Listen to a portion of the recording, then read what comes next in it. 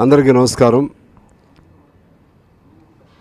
నల్గొండ, వరంగల్, ఖమ్మం ఈ 3 ఉమ్మడి జిల్లాలకు సంబంధించి పట్టభద్రుల ఎన్నిక జరగబోతున్న విషయం అందరికీ తెలుసు.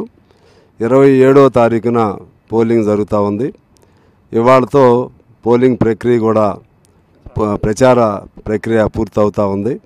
ఈ సందర్భంగా ముఖ్యమంత్రి గారి ఆహ్వానం మేరకు మేమందరం కూడా ఇవాళ ఇక్కడ ముఖ్యమంత్రి గారి నివాసంలో అన్ని పార్టీల వాళ్ళం కలిసాము. అంతకుముందే కాంగ్రెస్ పార్టీ ఆహ్వానం మేరకు కాంగ్రెస్ పార్టీ అభ్యర్థి అయినటువంటి తీన్మార్ మల్లన్న గారిని గెలిపించడం కోసం ఇటు సిపిఐగా మా పార్టీగా అలాగే మాకు సంబంధించినటువంటి అనేక ప్రజా సంఘాలు ఉన్నాయి. ఏఐటీసీ, విద్యార్థి, యువజన, మహిళ అన్ని సంఘాల నుంచి కూడా మనస్ఫూర్తిగా కాంగ్రెస్ను గెలిపించాలనే లక్ష్యంతో తీన్మార్ మల్లన్న గారు కాంగ్రెస్ అభ్యర్థి కాబట్టి కాంగ్రెస్ గెలవటం వలన ప్రజాస్వామ్య ప్రక్రియ బ్రతకాలని చెప్పి అందులో ఈ రోజుల్లో జరుగుతున్నటువంటి ఈ బీజేపీ చారిత్రక బీజేపీ ప్రవర్తన, బీజేపీ చేస్తున్నటువంటి మతపరమైన దాడులు ఈ నేపథ్యంలో ఖచ్చితంగా ఇక్కడ తీన్మార్ మల్లన్న గెలవటం అనేది ఒక బీఆర్ఎస్ ఓటమి అనే పాయింట్ కాదు, బీజేపీ ఓటమికి అది నాంది అవుతుంది. అందులో ముఖ్యంగా విద్యార్థికుల్లో ఇవాళ మొన్నే కాంగ్రెస్ మన తెలంగాణలో మంచి మెజారిటీతో గెలవడం జరిగింది. ఇప్పుడు విద్యార్థికుల్లో కూడా ఈ పట్టభద్రుల నియోజకవర్గం నుంచి మల్లన్న గారు గెలవటం ద్వారా విద్యార్థికులందరూ కూడా కాంగ్రెస్ పార్టీ విధానాలు లేకపోతే కాంగ్రెసు, కమ్యూనిస్టులు, టీజేఎస్ ఈ కూటమి పట్ల ఇప్పటికి ఆదరణ బాగుందని రుజువు చేసే రోజు రేపు రాబోతూ ఉంది. దానిలో భాగంగా మా 3 జిల్లాలకు సంబంధించి పాత బీజేపీ అమలు చేయాల్సినటువంటి వాగ్దానాలు ఇటువంటి అన్నీ కూడా వాళ్ళ ప్రచారంలోకి వచ్చినాయి. అందువలన మేమందరం కూడా మనస్ఫూర్తిగా ఈ తీన్మార్ మల్లన్న ఆయనకి ఓట్లు వేసి, అంటే ఇప్పుడు హస్తం గుర్తే ఉంటుంది, దానికి ఓట్లు వేసి నెంబర్ వన్ దానిపైన ఆయనకు ఓటు వేసి గెలిపించాలని నిర్ణయం చేశాం. తద్వారా తెలంగాణ ఫార్మేషన్ తర్వాత ఇప్పటి వరకు కాంగ్రెస్ గెలవలేదు, మరో పార్టీ ఉండేది. ఇవాళ కాంగ్రెస్ గెలవటానికి కూడా మంచి వాతావరణం ఉంది. అందువలన సిపిఐగా మా కర్తవ్యాన్ని మేము నిర్వర్తించడం కోసం కాంగ్రెస్ పార్టీగా పొత్తుల భాగంగా వారికి మాట ఇచ్చాము, ముఖ్యమంత్రి గారికి కూడా మాట ఇచ్చాం. అందువలన సిపిఐ అభిమానులు అలాగే సిపిఐ కానిటువంటి ప్రజాపక్ష అభిమానులు అదేవిధంగా ప్రజాపక్ష శ్రేణులు, ప్రజాస్వామ్య శక్తులు అందరూ కూడా మంచి నిర్ణయం చేయాలని చెప్పి మేము కోరుతా ఉన్నాం. పెద్దలు కోదండరామ్ గారు మీరు మాట్లాడతారు ఫైనల్ గారు. ఎమ్మెల్సీ ఎన్నికలు ఈసారి ప్రధానంగా ఇటు కాంగ్రెస్ పార్టీకి అటు ప్రతిపక్షాలకు మధ్య ఒక పోటీ జరుగుతూ ఉన్నది.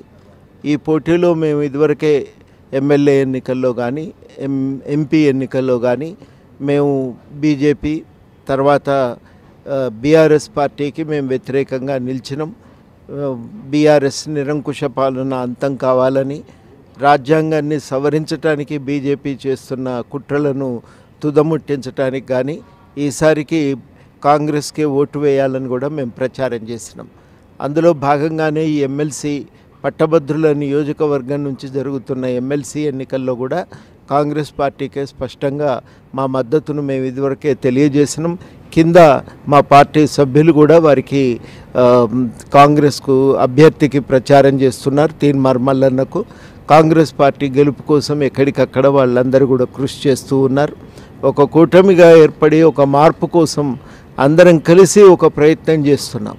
ఒక ప్రయత్నం చేస్తున్న నేపథ్యంలో అంటే ఒక ప్రజాస్వామిక పాలన పునరుద్ధరించాలి, బలోపేతం చేయాలి, ప్రజా సంక్షేమం బలపడాలి అనే నిర్ణయంతో సంకల్పంతో కృషి చేస్తున్నటువంటి నేపథ్యంలోనే ఎమ్మెల్సీ ఎన్నికల్లో కూడా పట్టభద్రుల నియోజకవర్గం నుంచి నల్గొండ, ఖమ్మం, వరంగల్ పట్టభద్రుల నియోజకవర్గం నుంచి జరుగుతున్న ఎన్నికల్లో కూడా గెలుపు చాలా కీలకమవుతున్నది.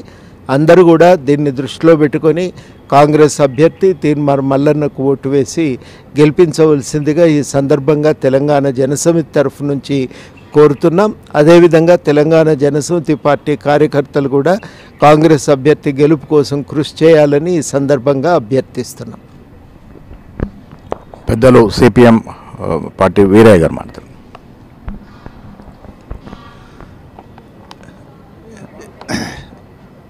27వ తేదీ జరగనున్నటువంటి శాసన మండలి ఖమ్మం, నల్గొండ, వరంగల్ జిల్లాల